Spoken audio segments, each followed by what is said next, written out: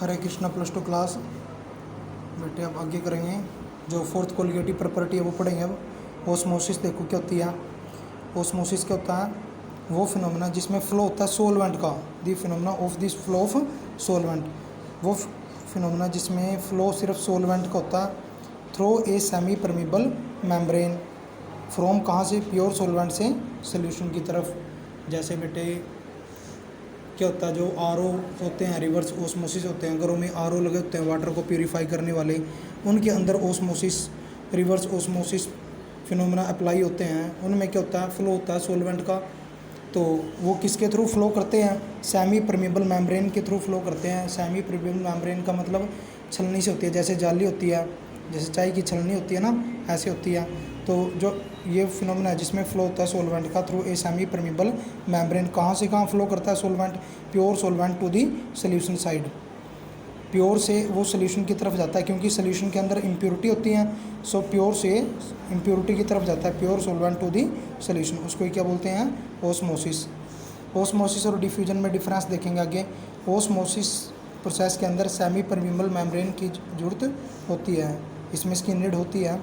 जबकि डिफ्यूजन क्या होता है, दो चीज़ों का डायरेक्ट मिक्स हो जाना, जैसे दो गैसेज आपस में मिल जाती हैं वो डायरेक्ट मिक्सिंग है, दो लिक्विड आपस में मिल जाते हैं डायरेक्ट मिक्सिंग है वो, तो उसके अंदर सेमी परमिबल मेम्ब्रेन की जरूरत नहीं पड़ती। ओस्मोसिस के अंदर मूवमेंट सोलवेंट की होती है सिर्फ, जबकि डिफ्यूजन के अंदर दोनों गैस मूवमेंट करती हैं, चाहे कोई सल्यूट ले लो चाहे कोई सोलवेंट मान लो, आपकी इच्छा है। तो डिफ्यूजन के अंदर सोल्यूट और सोलवेंट मॉलिक्यूल दोनों मूव कर सकते हैं।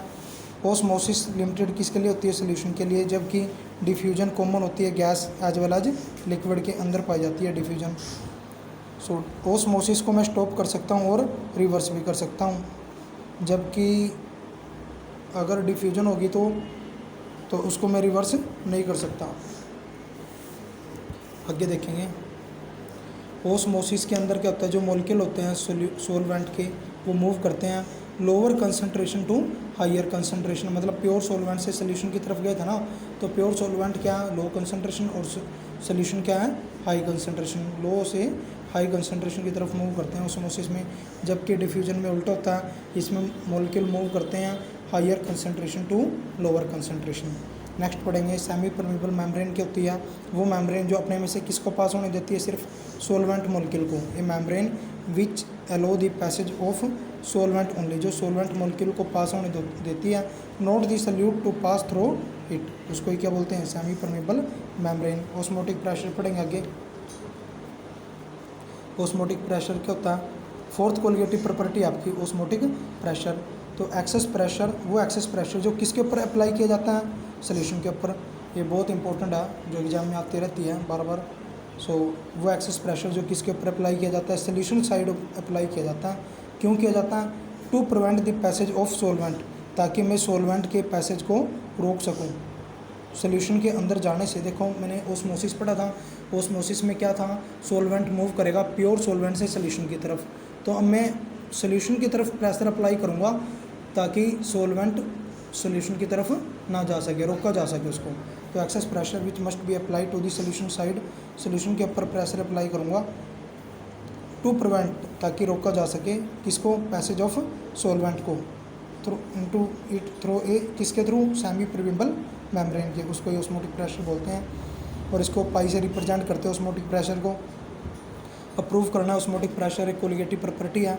सो पढ़ेंगे, वांटोफ ने क्या ऑब्जर्व किया, वांटोफ एक साइंटिस्ट था, उसने क्या बोला, किसी भी डाइल्यूट सोल्यूशन के लिए जो ऑस्मोटिक प्रेशर है पाई, वो किसके बराबर होता है, CRT। ये इक्वेशन दी थी वांटोफ ने प्रेशर के ऊपर, ठीक है, ऑस्मोटिक प्रेशर के ऊपर।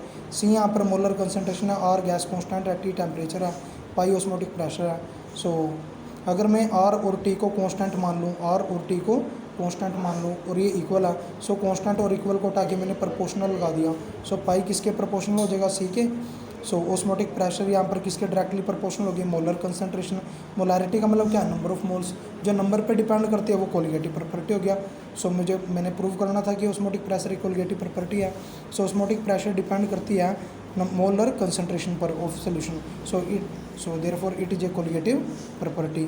सो आगे इसके लिए हम कल पढ़ेंगे बच्चों। जो इसका मोलर मास है और इसके ऊपर न्यूमेरिकल है वो कल करेंगे। सो आज के लिए इतने बच्चों, हरे कृष्णा।